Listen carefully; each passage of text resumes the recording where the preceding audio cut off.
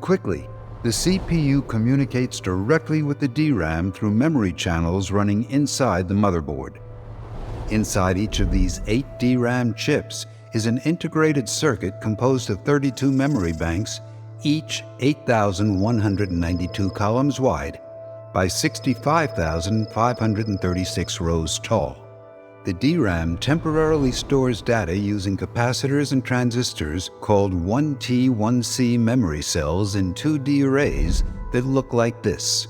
Data can be accessed within nanoseconds. However, among these 8 chips, only 16 gigabytes of data can be temporarily stored. Take a look at our 35-minute video on DRAM.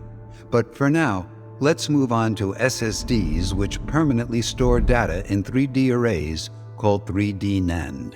This array is 100 to 200 layers tall, 32 to 64,000 columns wide, and 32 to 64,000 rows deep.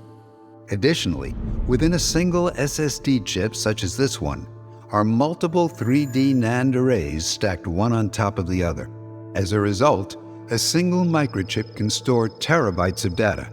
However, reading or writing data takes 50 or so microseconds, which is 3,000 times slower than DRAM.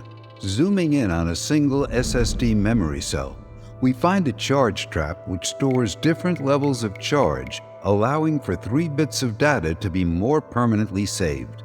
Looking at the NVMe and SATA SSD, both have a few 3D NAND data storage chips, a DRAM chip for buffering and holding the data mapping table, and a controller chip. Let's move on and dissect the hard disk drive. Here we have a disk mounted to a spindle with a motor that rotates the disk at thousands of RPM.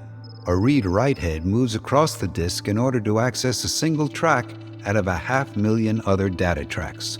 Let's zoom in on the read-write head. The write head changes the direction of localized magnetic domains in a small layer on the disk, whereas the read head senses these changes in magnetic domains. This disk drive is even slower than the SSD, taking a few milliseconds to access, thus resulting in slower read and write